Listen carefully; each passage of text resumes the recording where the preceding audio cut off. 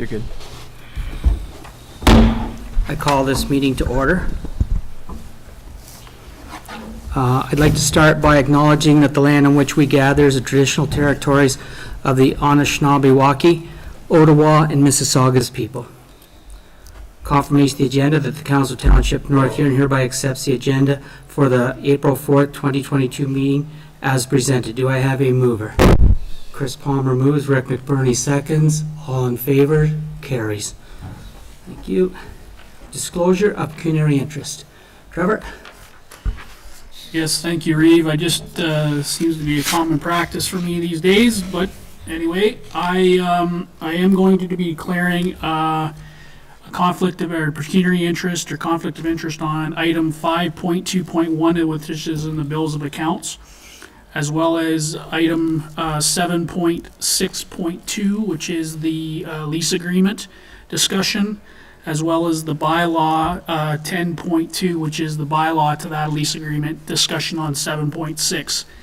5.2.1, which is the bills and accounts. There's an account that's paid to my spouse, check number 507727, which is for daycare expenses, and my wife is an employee of the municipality. On 7.6.2 and 10.2, I have an indirect conflict due to my employment relationship. Thank you very kindly. Anyone else? Not seeing any. We'll move on. Public comments. This is an opportunity for any member of the public to speak out on an item of business that is on the agenda. 2 minutes per person. Not seeing anyone. We will continue to move on. Consent agenda. Is there anything anybody would like to pull from the consent agenda before I call the motion? Not seeing any. That the Council of the Township of North Huron hereby adopts consent items 5.1.1 to 5.1.2, and further that the Council of the Township of North Huron hereby receives consent items 5.1.3 to 5.3.3 for information purposes. Do I have a mover? Paul Heffer moves. Kevin Faulkner seconds. All in favor? Carries. Okay, reports. 7.1.1 is a site plan control agreement for KRS Holdings Wingman Inc.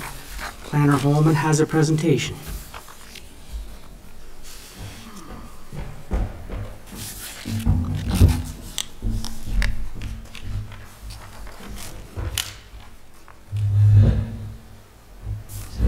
Thank you, Council, for having me this evening. I will just bring up the presentation for this.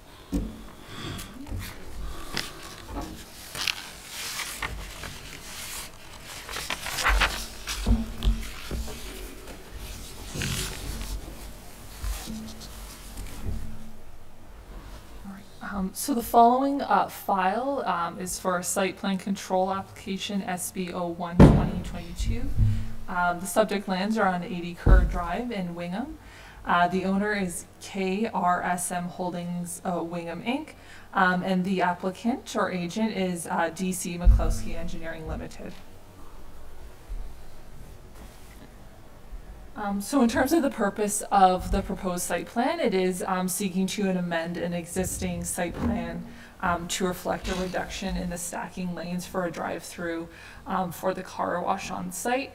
Council may recall that last year, as in the Committee of Adjustment, they did approve a minor variance application to reduce the amount of stacking lanes required for the drive-through for the car wash from 10 stacking lanes to 5.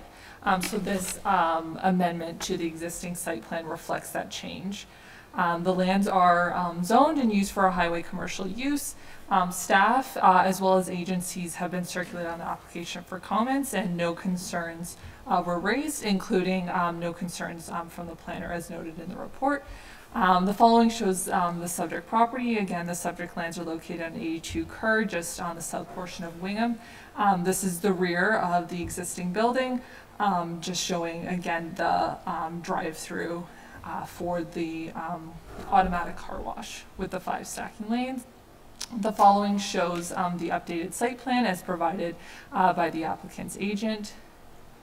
It is recommended that North Huron Council approve the proposed site plan and that the township pass the necessary bylaws to amend the site plan agreement with KRS Holdings Wingham Inc.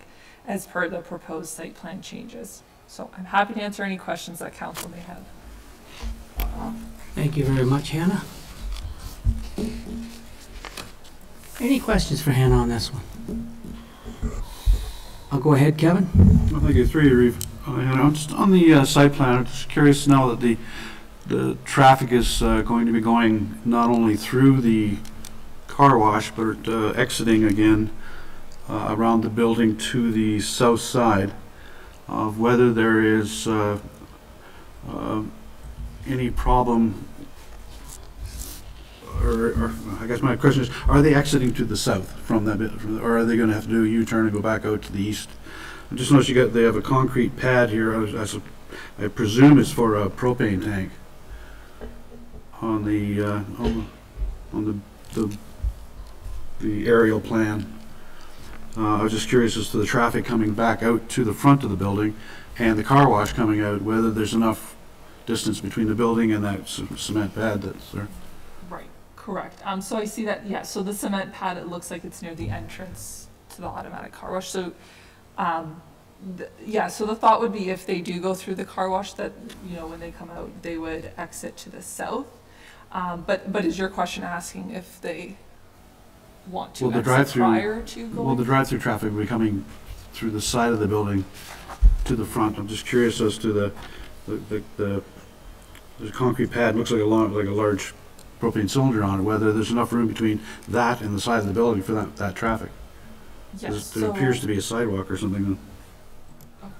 through your worship, that there wasn't any concerns raised, you know, through the review of the site plan from, you know, Public Works or building with respect to that. The intent would be that, you know, they would get in the drive-through and then go through the entrance, and then they would exit to the south. Any other traffic would be expected to go around that feature there. Not sure if I don't know if you had a slide of their plan site on your overhead.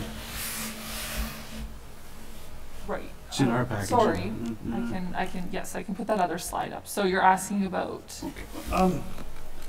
Yes, if you right to This the area bottom here. left-hand corner, there's a concrete pad with a tank. Ground. Yeah, but I'm just kind of curious as that they're still going to have to fill that and have access to it. Whether the traffic is expected from the drive-through, that being the exit. If that's going to be a fill tank for when they're filling, that exit will be blocked.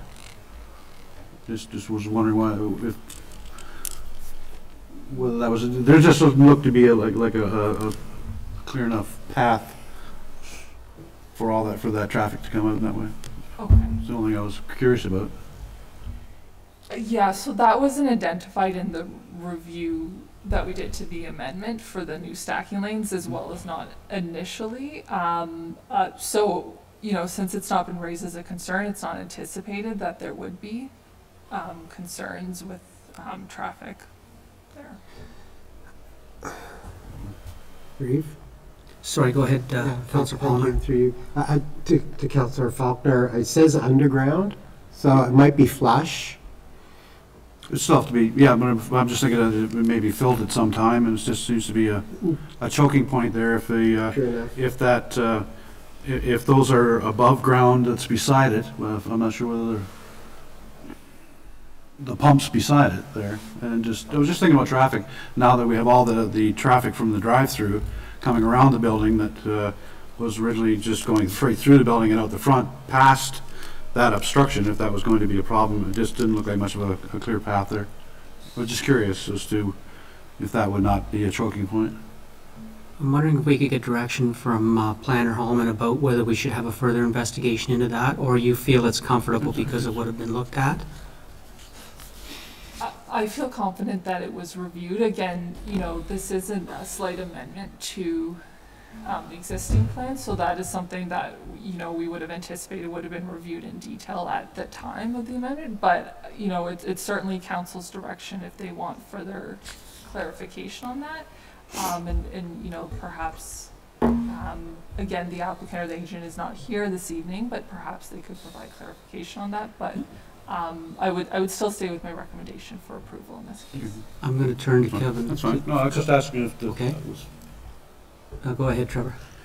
Yeah, thank you. I don't disagree that, it may or may not be a choking point. I mean, at the end of the day, you could make that thing a kilometer wide and traffic is going to go where they want to go. I mean, if they want to go, if they want to head north as opposed to south, that's what they're going to do. I mean, I think ultimately,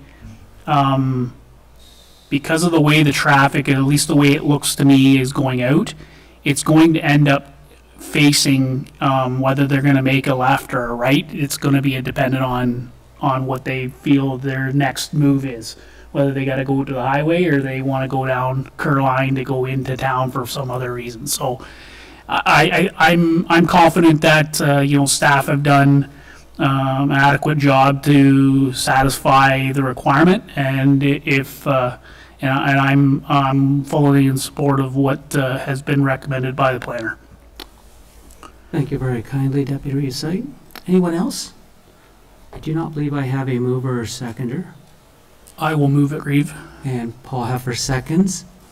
Last chance for conversation. Not seeing any, I call a vote. All in favor. Carries. Thank you. Finance Department, we have no Finance Department report tonight. Rec and Community Services. Council Chamber Investigations. Again, you have the bylaw in front of you. I'm going to open this up for conversation before I ask for a mover and seconder. Anybody like to speak to this? Go ahead, Kevin. Thank you, Reeve. I'd just like to speak to the evaluation process of of all the buildings that the municipality currently has available for repurposing. I'm just trying to find the right purpose here. Just in the the pros and cons of how they were picked. I just noticed a couple of deviations, or what I would call deviations from the actual accounts on the difference between the hot stove, the Columbus Center, the squash courts, the Blythe Community Center, the library, and the Royal Oaks. Some that pertain to the Blythe Community Center in respect to additional meeting space. The complex does have another meeting room downstairs that holds about 24 people max, but here it says it doesn't have. And the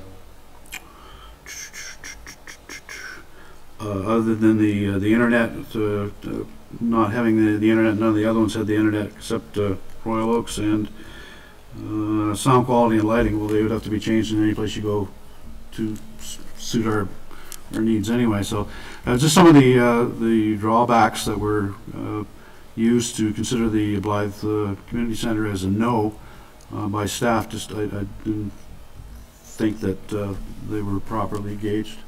Director McCarthy, could you speak to that, please? So Jamie, you actually have to turn on that microphone. Oh, Jamie, you picked the wrong microphone. It's at the top there. I'm too short.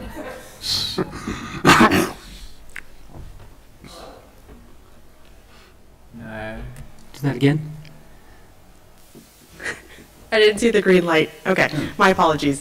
Through Reeve Bailey, through Councillor Faulkner, we did assess the internet speed at the Blythe Community Center a couple of times. I reached out to our IT department, or Continuit, and they indicated that we would need to upgrade the internet over in Blythe. The additional meeting space was the second room wasn't seen as the means to remove that from the arena overall, so that's why it was placed the way that it was. And the other two, the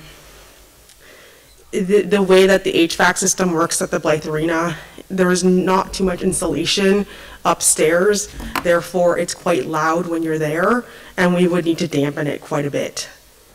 Does that help answer questions? Yes, it answers the questions. The internet is there. I mean, I have those requirements at my own home, and I have the 100 by 100, well, 100 by 95 available in Blythe at my own home. So I just was curious as to why it was used in the calculation to disregard that space, because it's a space that's being unused by both the municipality and the public. So I was just curious as to why it was being judged that way. That's all. Thank you very kindly. Thank you. Deputy Recite? Yeah, I just want to make sure and clear that in the evaluation, it indicates that or the X in the column means it doesn't have it, and the dash means it needs improvement. So it means it has it, but it needs improved in order for us to facilitate what we need it for, whether it be live streaming or whatever the case may be. That's the way I took it. Based on the report, I look at it as a distinct review about what we have that we can use from a municipality perspective versus spending a huge amount of money on a capital refurbishment in order to satisfy a need that we have. So, based on what I'm reading is, and I'm going to ask the question only because I think I already know the answer, but I'm going to ask the question anyways, is that those improvements that would be needed for, the Blythe Community Center, would those improvements be more than the renovation costs at the Royal Oaks building, Jamie?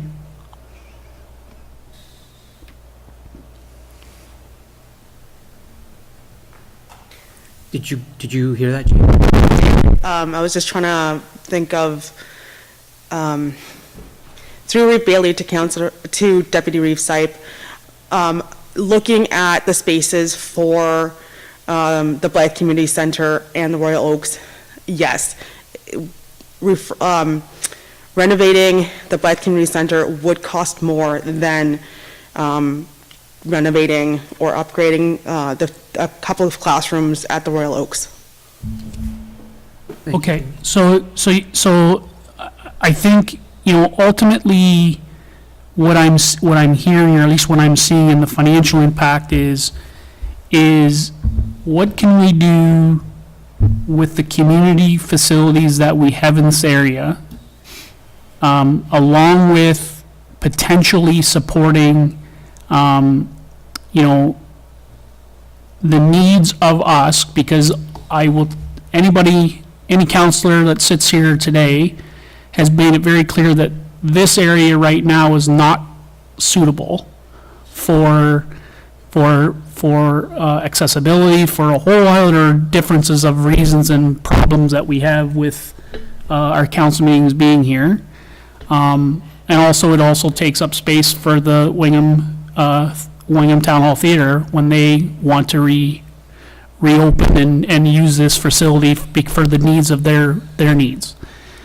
So I look at this as in my opinion, as a win-win, in the sense that we could potentially get a long-standing agreement with a facility that the fact is that it is community-driven. It was put in the municipality. The municipality looked at it from a standpoint of the hospital. The hospital, in my opinion, is not going anywhere, at least not if I'm sitting on council or anywhere else in this municipality. So, I mean, it's a long-standing place where I think one satisfies a number of needs, as well as it also satisfies a lot of problems that we have with accessibility, not only that we had that when we had our old council chambers, of people being able to get into the facility and to satisfy, what we need as it relates to the municipality and how we serve the public. I think any of these buildings would have sufficed.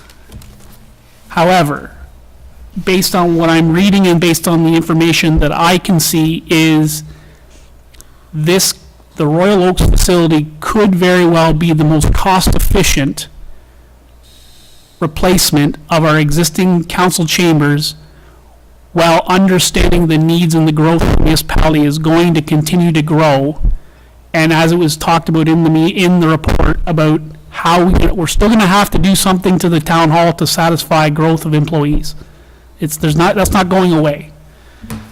But my mind is, I have been thinking about where's the negative, and I can't see a negative at this particular point unless another counselor can show me a negative. I am in completely support of trying to figure out how this can make work for our municipality in a go-forward nature. Thank you, Deputy Sites. I'm going to go to Chris Palmer first and then back over to Kevin Faulkner. Yeah, thank you, Reeve. Yeah, a couple of questions, if I may. There's statements, actually. One is, I never thought of the Oaks. Never thought of it. And reading this, I thought, oh, man, it does tick all the boxes, and it makes a lot of sense. I'm a little curious about what potential lease or rent would be. I read it nominal to cover utilities, but it'd be nice to know a little closer. But the fact that, okay, if we use one of our own buildings is one thing, but as opposed to renting or leasing something else, another structure, it's an asset we don't have to manage. I like that. So, as opposed to, say, building something else or whatever, but, so, I like that. A little concern to Dwayne, if I may, whatever we do is gonna take time. So, what about the Almost Famous Players? What happens here? We understand there's going to be a couple of concerts coming up, but what about the players? As long as we're here for renovations, building, whatever we do, what about them? The players. So in terms of, there's been no indication that I'm aware of in terms of resuming at this point, but Will certainly. they be able to, though? Will they be able to? Yes. Like in terms of when we, Can they, right now? when can they start practicing and have their theatrical performance? For that to occur, we would tear down everything here for that to occur. So I know with the Wingham Town Hall Theater group, for example, there are some performances planned for here, and when those performances are taking place, there are some volunteers, as I understand, who have expressed an interest to assist with the tear down and setup in terms of that piece. In terms of the technical aspects here is going to be the challenge for us in terms of, we need to bring somebody in to assist us with that, in that regard. So in terms of, and there is a cost associated with that. So the door is open for them. I'm just concerned for them because this is their place, Yeah. basically. And I want them to, it's important to those folks to perform, to do their thing. So I just want that to happen. So my understanding is then we will be tearing down for those folk when they decide to come back, if we're Okay. still here, okay? So if I may, for clarity, any booking we have so far, we are working through a plan to deal with that tear down and set up again. So I do have a sense of what we have booked so far. And so you actually, in the next meeting, you'll see a report with a recommendation for our first meeting in May based on the timing of two based on the timing of two different performances. It might not be worthwhile to tear it down and set it back up, to have a council meeting in between the two performances. So council, like for the example, that one might want to consider a virtual meeting for that one, for example. just to reduce the overall resources going to the tear down and setup. But any booking we have so far, we're aware of those dates, and we're working through an approach to try and make the tear down and setup not as, I guess, for lack of a better way to put it, as painful as possible. So we're working through something as staff for sure. Thank you. Good. Go ahead, Kevin. Thank you, through your, yeah, my response is to the thought process put into finding a suitable new home for the council chambers. I just have to go back on that I'm just trying to find a use for an unutilized space. It's being deemed that it's not suitable for council, yet committees of council have used it. This council has used it for informative meetings. I remember before being on it, the past council used it as a remote council chamber when they had to have or wanted to have one meeting a year in the different areas of our township.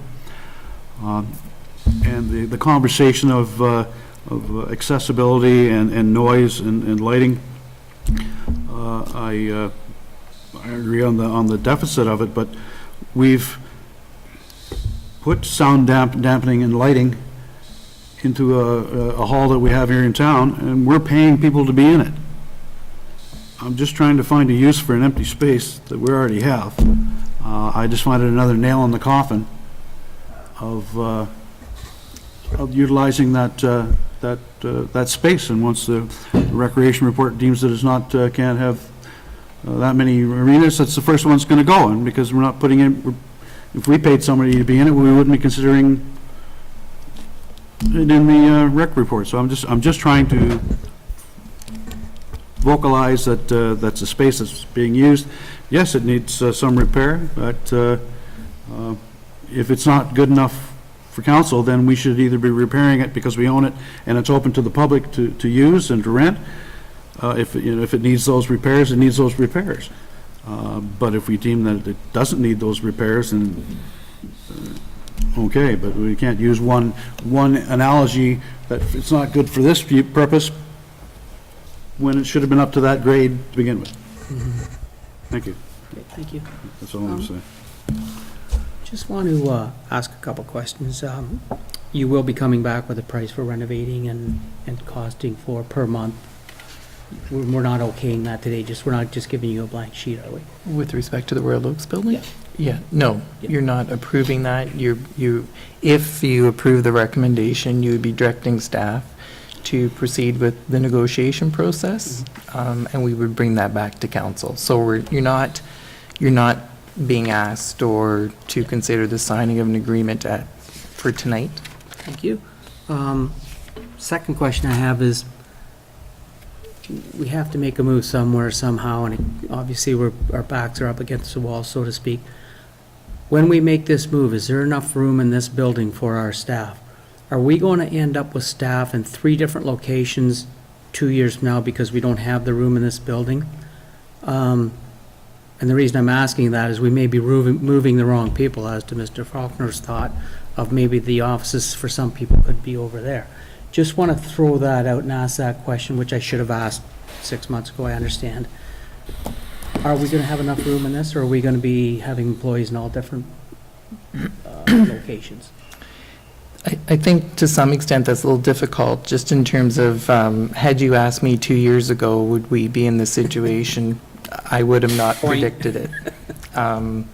So it's as the need is partly attributed to some changes in our operations and in terms of our staffing complement. Okay. Okay, throw it back out there. Anita? Yes, thank you, Bailey. Thank you, Jamie, for the report. It also shows us that we have a lot of municipally owned buildings or parts of buildings that are not used to their full potential. So I would like to receive a report from staff if they have any opportunities to use these buildings or part of buildings better, or if they have a use for it, especially for the the buildings that are at the arenas, like the Blight one and the Wingham one, they are, Okay. yeah, empty spaces that could be used better. So that's direction for staff to come back with a report. We're okay on that? You don't need So, yeah, so my recommendation would be that you could either embed that into this motion, you could pass that as a separate motion. So if you're looking for a staff report on suggestions to better utilize underutilized spaces by the municipality, that's a report staff could certainly look into, but council would want to provide direction as a whole as it relates to that first. So let's pass a motion on this one first, okay, and then we'll do that completely separate, Anita? Save confusing everyone. Okay, anyone else? Just go ahead, Rick. Yes, through you, Lee Bailey. I like the idea of the Royal Oaks, but my concern is the lease and how much money it is. It says, what does it say, 221? How much is that number going to grow? And while we're sitting here kind of homeless, what about continuing on with virtual or something to that effect? It would save tear downs and this and that while we're sitting here homeless without a council chamber. Good point to make. Even if they improved on our equipment or something for that capability. I don't know. I'm just throwing it out there. Yeah, thank you very kindly. Did staff want to say anything to that, or is just, Well, I guess what I would say is, so council's aware, we do have the ability to meet virtually. It's within council's discretion of when and how you want to meet virtually. All that you require is an authorizing resolution in accordance with your procedure bylaw. So that is always an option for council to consider. We as staff are certainly aware of that. Council's preference is to be in person. But ultimately, it's a council decision of whether you want to meet virtually. If theater performances are occurring, that there be significant, constant set up and tear down, it might be something. But as of right now, there's only a few booked at this point. But subject to that, if that were to change, we would certainly make council aware, so that you're aware of the overall resources going towards setup and takedown. But thank certainly something that's always, council has the discretion for and is always an option. thank you. So going back to the print that's before us, the council chamber investigation, is it sounding to me like somebody would like to make a motion to move forward on this, or is there further conversation? One more. Yes, go ahead, Chris. Conversation, please. What is, for Jamie, thank you. What is the square meter of those classrooms? I don't see it. No, I can get that information for you. I don't know offhand. I know that combining the two classrooms together would give us approximately 120 square meters to use for the council chambers and a meeting space as well. And also, I want to just clarify that when speaking with the CEO of the hospital, he did indicate that all we would need to pay is for our utilities. There would be no rental above and beyond that. It's just what we use for electricity, and everything would be, we would have our own thermostat, that kind of thing. Thank you, Jamie. Jamie, what about coming and going? We have nightly meetings, and I do not believe that building's open. So are we looking at a couple places at the end of the hall, or because we don't want to be responsible for anything missing out of any drugstore or anything like that? Yep, through, to you, Reeve Bailey, there's actually locking doors similar to what we have, so we would get fobs and or keys, and we would only have access to entry to specific hallways within that former school or the Royal Oaks, so that we would only be able to get into the washroom area, the doorway, like doorways out, and then our own classrooms or meeting space. Thank you very kindly. I don't believe I had a mover or second. I'll make the motion. Okay, Chris Palmer makes the motion. Do we have a seconder? Paul Heffer seconds the motion. Last chance for comments, concerns? What was the motion? read it back yours. Go ahead. So the motion on the floor is that the Council of the Township of North Huron hereby receives the joint report of the Director of Public Works and Facilities and the clerk dated April 4th, 2022 regarding council chambers investigations, and further that council directs staff to negotiate a long-term lease agreement of 10+ years with the Listowel Wingham Hospital Alliance for use of space at the Royal Oaks Building for a North Huron council chambers. Okay. So we have a mover and seconder. Anyone else for comments? Not seeing any. I call the motion. All in favor? Carries. Fire Department agreement. Then maybe, Your Worship, I'll just seek direction on as to whether Councillor Van Yes. Hiersum has recommended another potential motion there, so I guess it's up to Councillor Van Hiersum or whether she wants to still put that forward. Yes, I would like to do that.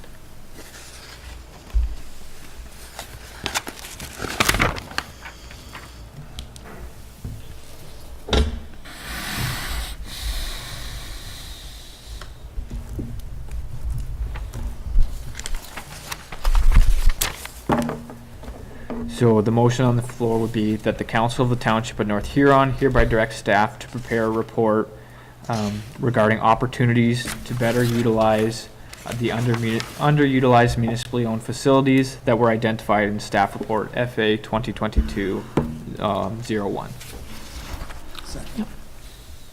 Paul's going to second it. Last chance for questions, conversation. Not seeing any. All in favor? Carries.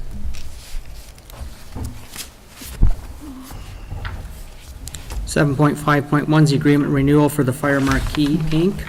Do I have a mover? I have Paul moving. Do I have a seconder? I have Anita seconding. Questions, comments, concerns?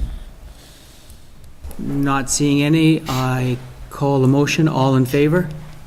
Carries.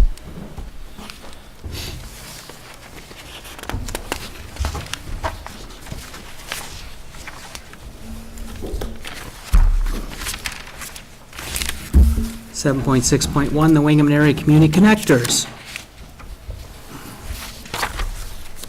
Okay, everybody's had a chance to read this one over. Staff would like direction, so let's have a conversation before we move on this one. Who would like to open the conversation up? Go ahead, Chris. Just wondering why it's come before us.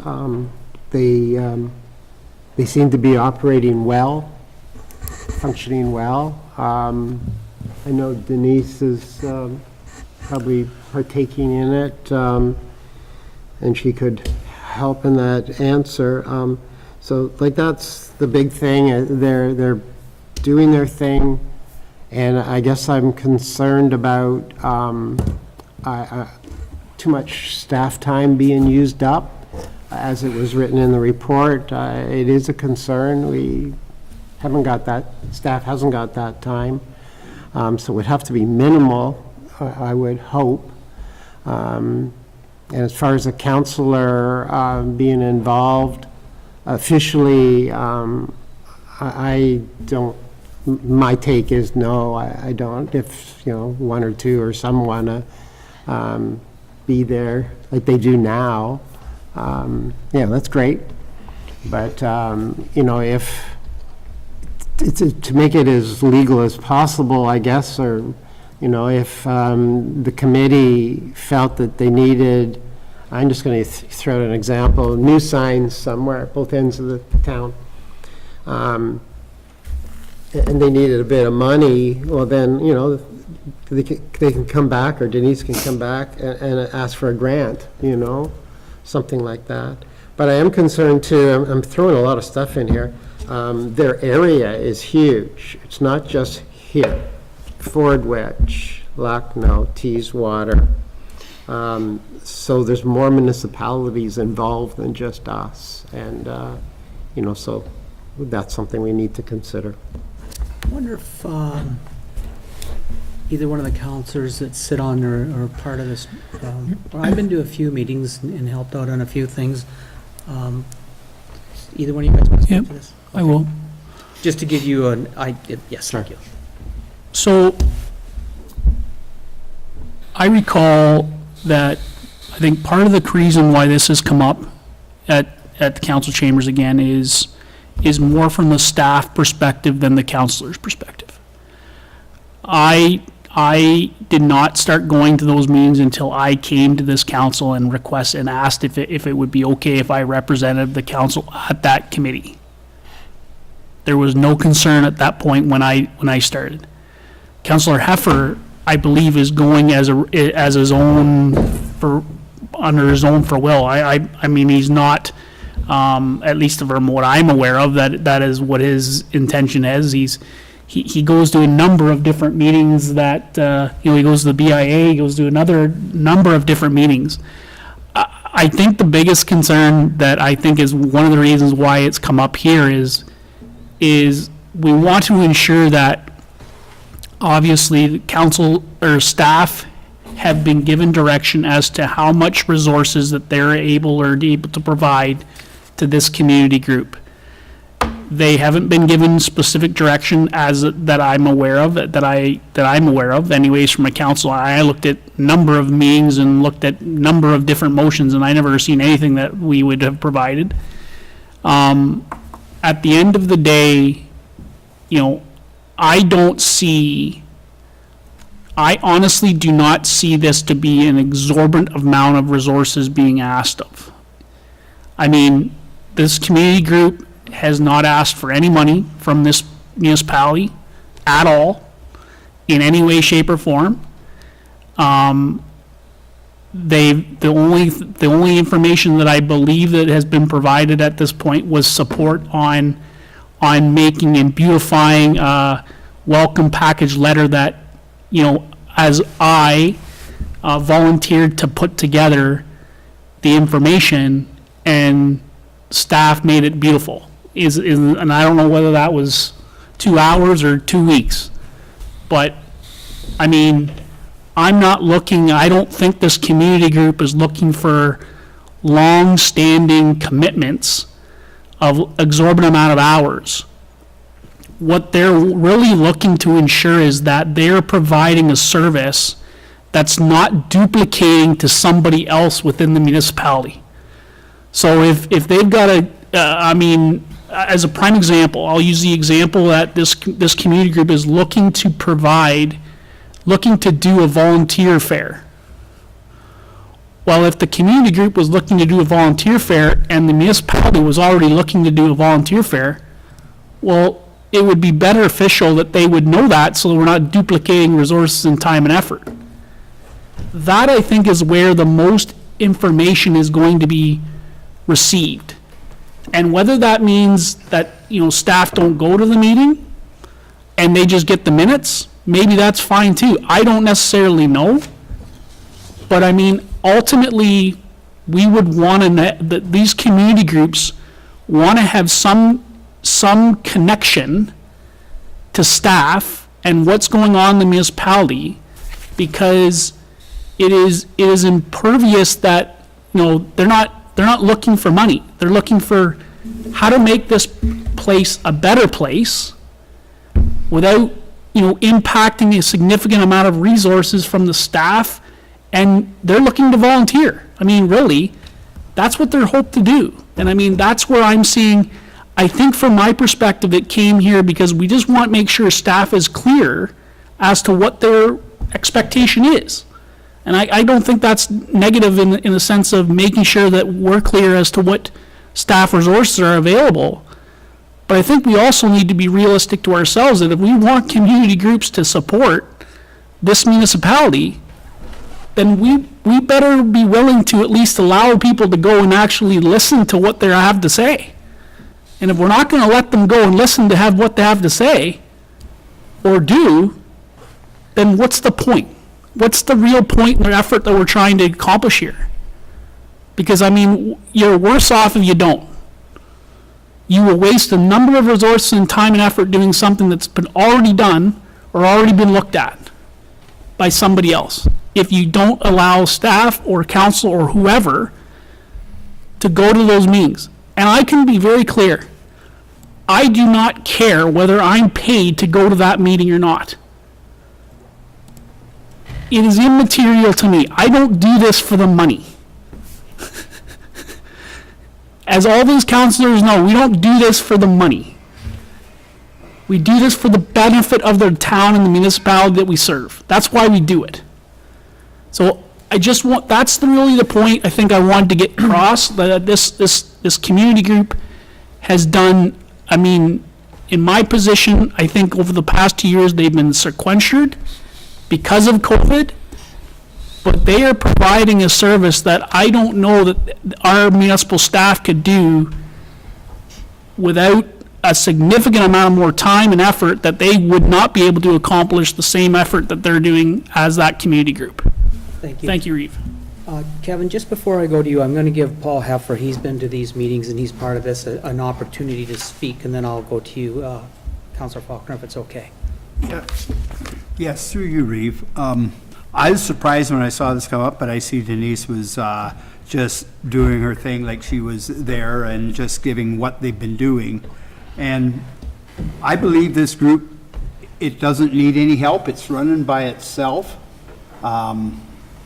We all want what's best for the country, and as was mentioned, that it covers a bigger area than just North Huron. So I just say, let it keep going the way it is, and Denise brings back, like, for instance, I know when they're going to have the last volunteer fair, Mr. Tiffin and I were going to supply the coffee and whatnot. We're just doing it that way. We just want what's best for our community. And I can see things like that. Maybe they could use a little bit of money for something like that, because I know they want to get that going, because our community needs volunteers, as we know that. So I definitely don't feel it should be a committee of council, but I'm sure I don't think Trevor's going to change, Councillor Sipe's going to change, and myself. We want to go and see what's going on at these meetings and give a bit of input as a person that lives in the community, because I feel they're doing a wonderful job. Thank you. Thank you very much, Councillor Heffer. Just a point to point out, there's no council person rep on this right now. So there's nobody getting paid to go to it right now. Go ahead, Kevin. Thank you, through you, Reeve. Reading this report and the earlier, attempts at bringing something like this to fruition, I wholeheartedly supported, and I still do support it wholeheartedly. I found what was in the report something that, just as good citizens and good neighbors and good folk, we need to. We're asking these people to come here and work, to live, join our community, which is quite often, sometimes quite foreign to people. And I think any outreach of caring and hope is sadly needed. And if it ever did come to a vote of whether that should be a committee of council, I would wholeheartedly say yes. I think it should be at some point a committee of council, because that's our responsibility in our community as leaders. The only thing that I have constructive to say is, yes, it does carry in a larger area, and I would feel much more into the idea of this if it was, instead of the Wingman area community connectors, that it would be North Huron community connectors, because we are a community of villages, and we have foreign workers could possibly staying in all parts of our, and working in all parts of our, the agriculture in East Walnut, businesses in Blythe. I think it's more of a township initiative than it is strictly a Wingham area one. I think if it was just a little broader consensus for this council to get more behind as a whole, I think that would help. That's my opinion. Thank you. So maybe I'll just clarify as well. So the intention of the report is really not for council to determine whether it's to be a committee of council or not. And Denise could speak to it better than I could, but I don't think there's an appetite from the group of wanting to be a committee of council, as then you're structured by, governed by the Municipal Act, our procedure bylaws, and I don't think there's an interest in that at that time. I guess to summarize, staff are really looking for direction as to whether, one, council wants to appoint a council representative that would actually act in the capacity to speak for council as opposed to speaking for themselves and attending in a volunteer basis, and then for any direction on staff resources as it relates to the committee. Just as a rebuttal. Okay, but you want Denise? Just as a clarification, it wasn't my intent to forego or mention anything of that sort of putting motion through for committee of council. That was just merely a gauge by the level of my acceptance and my support for this. Denise, did you want to speak to that? Oh, sorry, go ahead. Wasn't this whole initiative started by the Huron County and by the library in Wingham? So that's why it's called Wingham Community Connectors. And shouldn't the county be or the library somehow be involved in this if we are going to gather I think volunteers are the heart of the community, and I totally support it. But this is a county-initiated initiative, and it is specifically, as far as I can read, for the Wingham Library.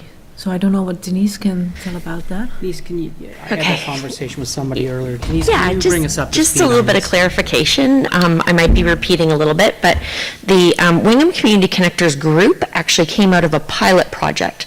The pilot project was started by the Huron County Library, and they chose Wingham as their first pilot project. So they did interviews, they did surveys, they did that to see what the community would want. When that project ended, the Wingham Community Connectors started, and then the Wingham Community Connectors realized that they wanted to span more than just Wingham, so now they're the Wingham and Area Community Connectors. There is an employee from the library that is on the committee, but as we were very clear that this is not a Huron County or a North Huron-led group. It's led by volunteers. We are only there to be liaisons and good communication. So then if a special event is started, I can be there to help with, all of the logistics and help things keep going. Not to chair, not to vote, not to be a secretary. They don't have funds. This is just a group that's trying to connect some groups to other groups and not do duplication, and also support awareness in special events, awareness in what we already have, and then awareness pieces on what we could do projects in the future.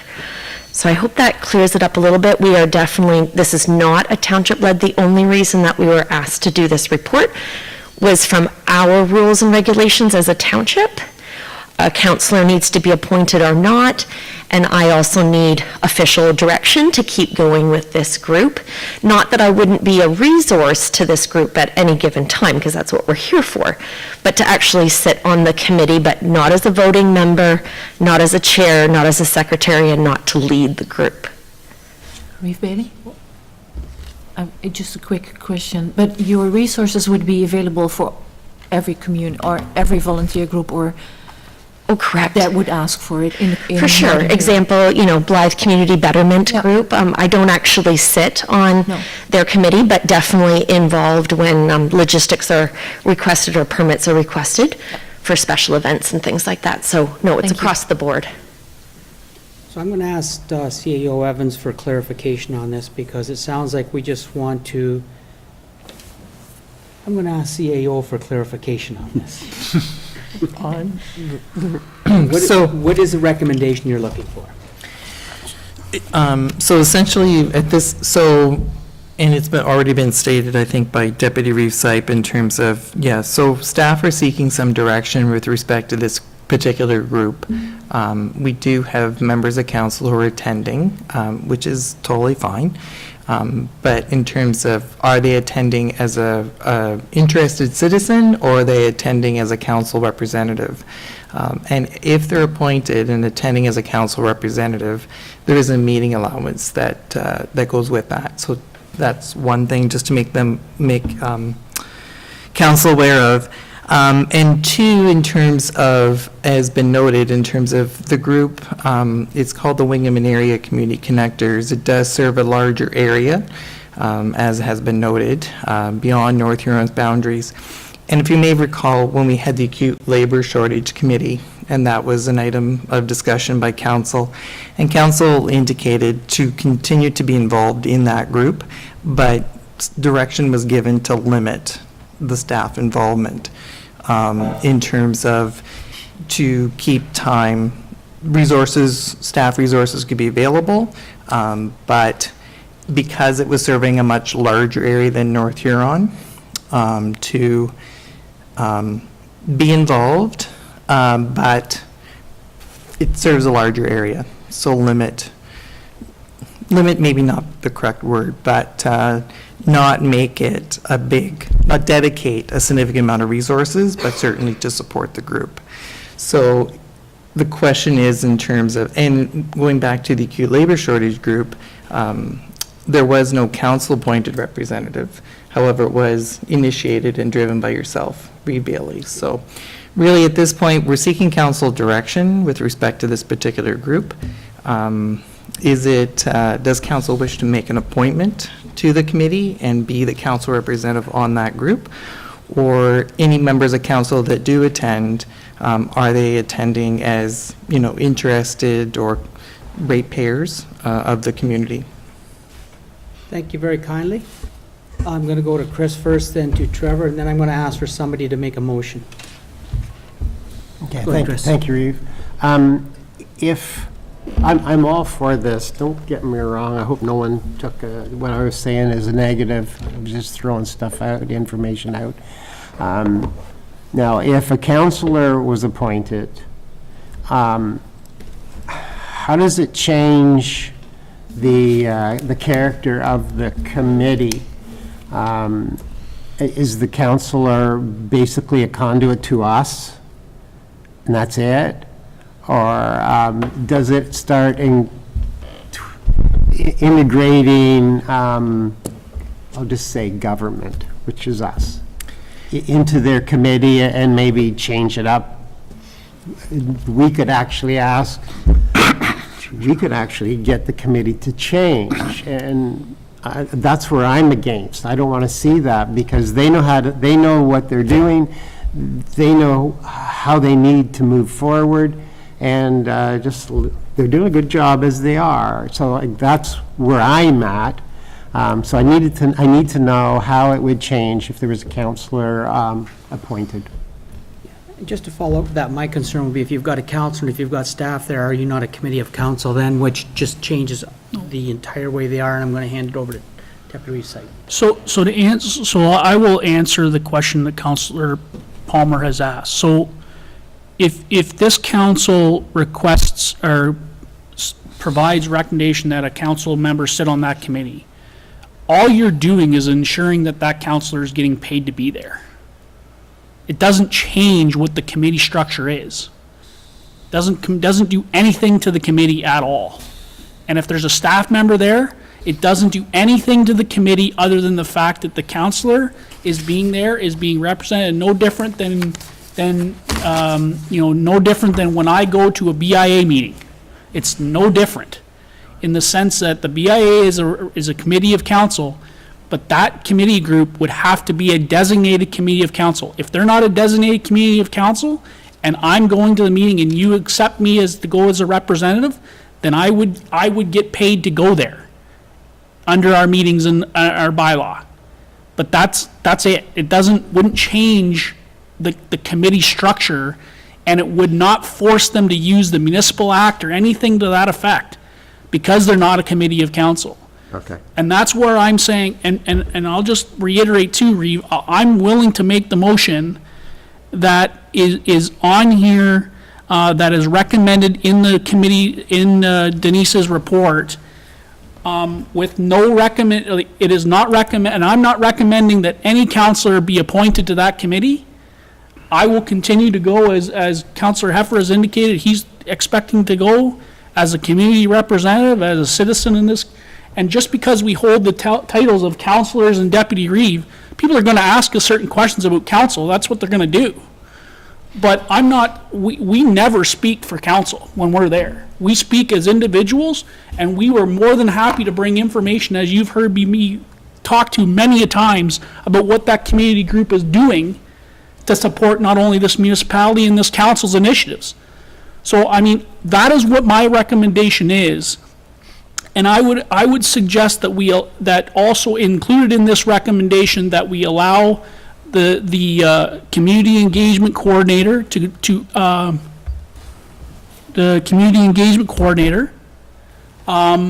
go to the one meeting a month.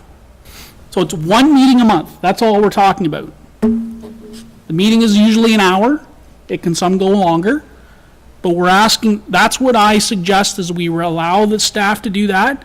And if there is request from that committee to do anything from a staff-related resource, that we request permission from the CAO before that any work is done. I think that committee would be more than happy to support that. I mean, I'm not going to speak for that committee, but if we said to that, you know, Denise is here as a resource, but if we need her to do anything on her capacity as community engagement coordinator, that we need to get the municipality and the CAO to approve it as first. And if they're not okay with that, then that's a choice that, you know, the community safety or the community engagement coordinator is going to have to either choose to either volunteer time, or it doesn't get done from a staff resources perspective. So that is what I would recommend. I know that's a long-winded discussion and that, but I mean, really is the only thing that I'm suggesting different is that the further that the council authorize the community engagement coordinator to participate in the Wingham Community Connectors and area meetings once a month. Did you get that? Yeah, so the draft motion would be that the Council of the Township of North Huron hereby receives the report prepared by the Community Engagement Coordinator dated April 4th, 2022 regarding the Wingham and Area Community Connectors Group for information purposes, and further that Council not appoint a council representative to the Wingham Community Connectors at this time, and further that Council directs for the Community Engagement Coordinator to be permitted to be in attendance at the monthly Wingham Community Connectors meetings. Wingham and area. Wingham and Area Community Connectors meetings. Anita? Yes, my only concern with that is that she's only allowed to go to the Wingman Area Community Connections. I would see that if there's a request from Belgrave or Blythe, volunteer organizations that are trying to do something like the school fair or the community betterment, the Blythe community betterment, that if they have a request that she will be there, that she is allowed to do that as well. Do we need that, or is it because we are completely taking out the community connectors that she has to go there every month? But I think I know where you're going. So CEO, could you explain to us, or maybe Denise herself, that what Denise is doing? Because I believe she is, as we said, there's other committees that, other public engagement that she may be going to already. Yeah, so in terms of, so Denise's role is to support community groups and initiatives in the municipality. But in terms of, doesn't necessarily attend every meeting of every group. Will attend a meeting on an as-needed basis, depending on what that particular group is doing. And in terms of going back to the comment earlier with respect to not in administrative capacity, not taking minutes, not chairing the meeting, would be attending as a resource and as a support to that group in terms of providing them with guidance or information, suggestions, that sort of thing, but would not become a member of the group per se, but would be supporting the work of various community groups. So in that respect, it'd be no different with respect to the involvement in this particular group or committee, be no different, other than it's intended to be on an as-needed basis opposed to attending every meeting. That would be the distinction in this situation. Councillor Falconer. I would move to accept the motion as read. So we have a mover and seconder. So Reeve, sorry, I just want to clarify.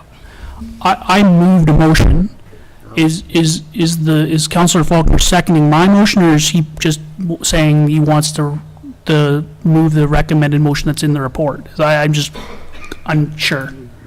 Well, the motion that was read, if that, were you reading the motion? I haven't. Yeah, I interpreted it as him seconding your motion. I- I stand to be corrected, but, Then I will second the motion. okay.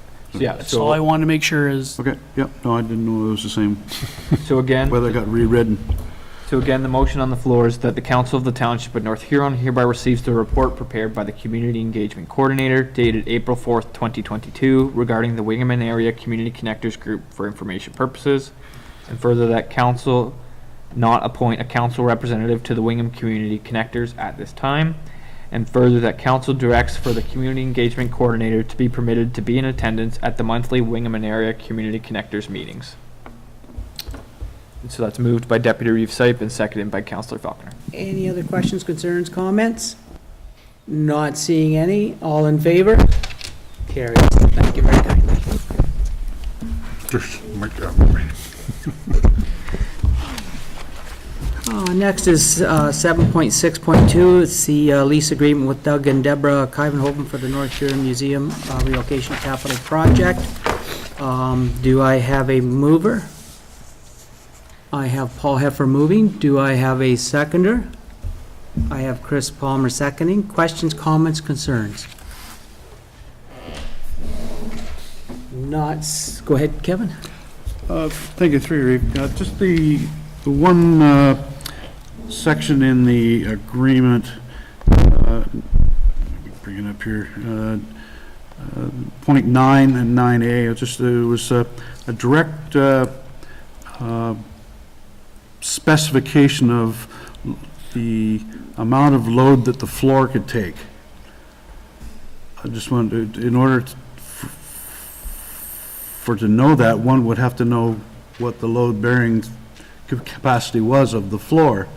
I just was curious as to why it was entered in. I entered into it. It doesn't specify that there has to be any preference made to not overloading hanging anything from the ceiling or not overloading anything that's fastened to the wall. It just strictly pertains to the floor joists in the agreement, and I was just curious as to why that was the only portion of the building that was being centered out, and that would come up in a building assessment report if it was only built to a residential floor plan and we're putting industrial displays in there, then that would mean that the floor would have to be upgraded to a heavier workload. I'm just curious as why it was in there in those terms, that's all. We'll let CEO Evans answer that, but he's just looking up the agreement, I believe, right now. The section, is that what you need? Section 9. Section 7, subsection 9, and then subsection yeah. 7, 9A is, I believe, what Councillor Faulkner is referring to.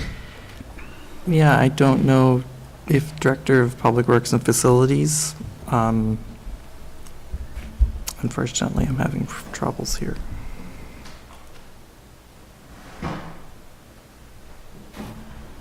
She's still here. Yeah, I can't pull it up on my thing. Maybe, Yeah, mind section just- 7. Sorry. Yeah, Yeah, so so guys, this, here's what we're talking the about. section says, the tenant shall not bring onto the premises or any part of the premises any machinery, equipment, of any other thing that might, in the opinion of the landlord, by reason of its weight, size, or use, damage the premises or overload the floors of the premises. And then subsection A to that says, and if the premises are damaged or overloaded, the tenant shall restore the premises immediately or pay the landlord the cost of restoring the premises. Vicki, do you have a comment? Jamie. Jamie, sorry.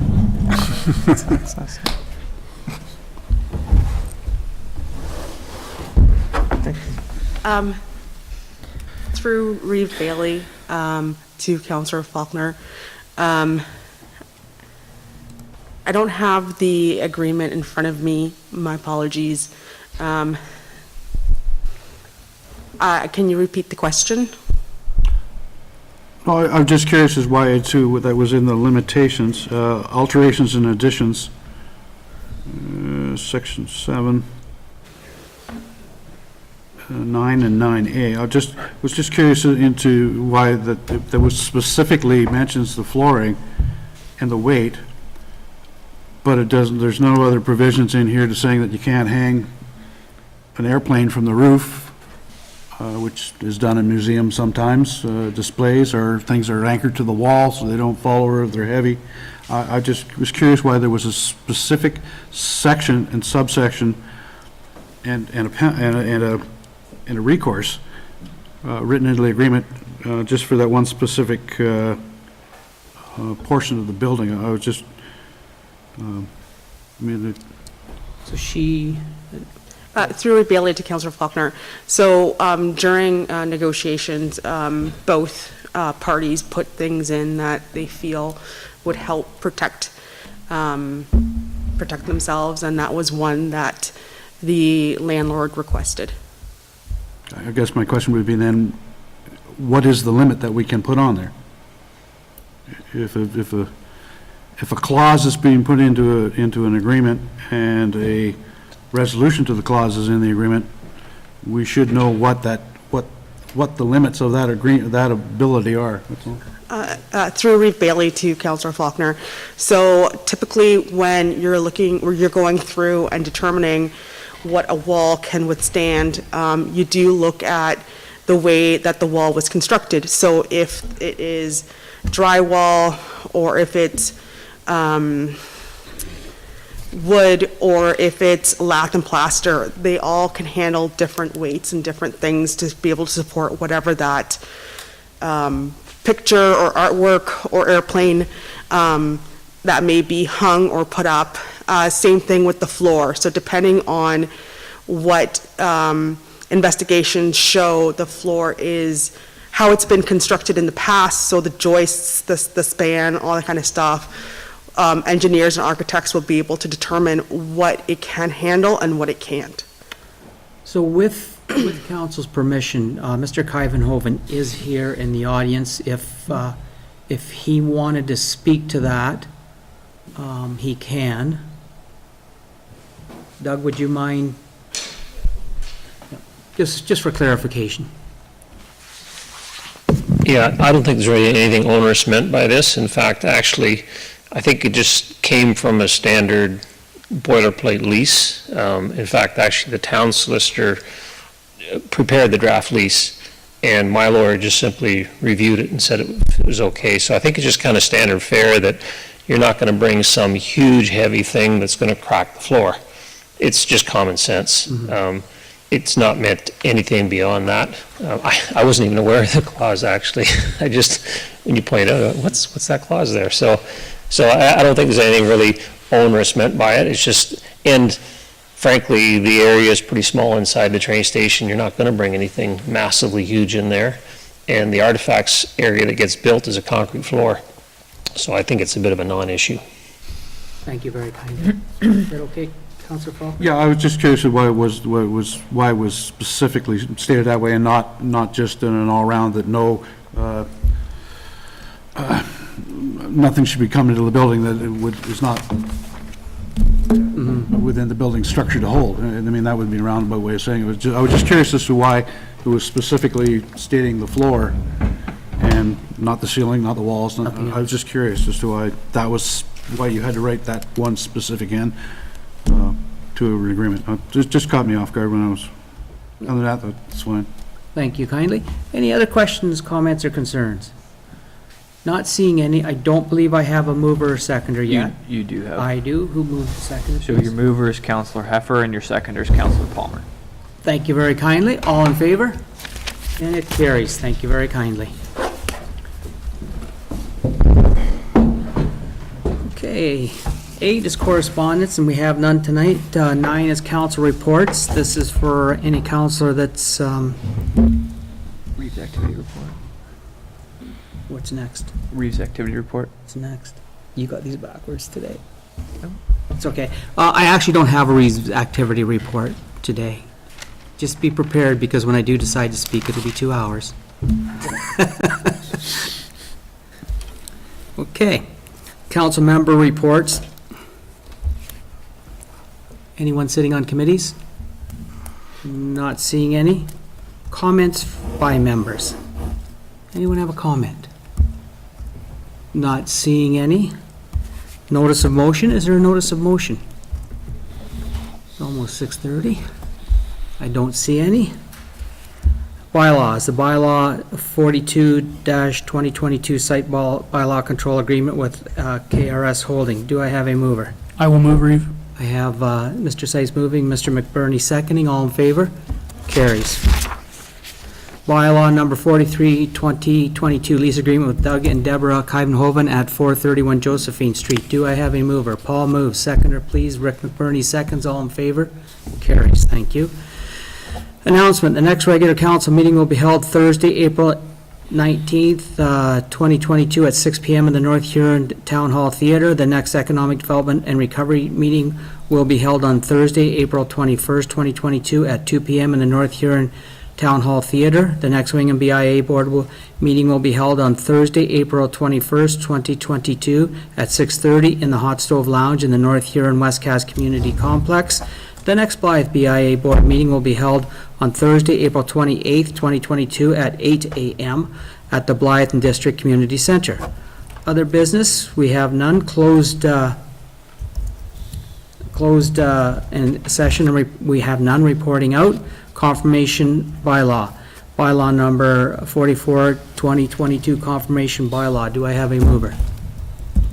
I have Mr. Palmer moving. Seconder, please. Mr. Heffer seconding. All in favor? Carries. Adjournment, that the Council of the Township of North Huron agrees there be no further business before council. The meeting hereby adjourns at 7:17 p.m. 7:17 p.m. All in favor? You need a mover in a second. Can I have a mover and a second? And he is moving. Kevin seconding. All in favor? Carries. Almost hit the 6:30. Not close. Gotta be Thank you.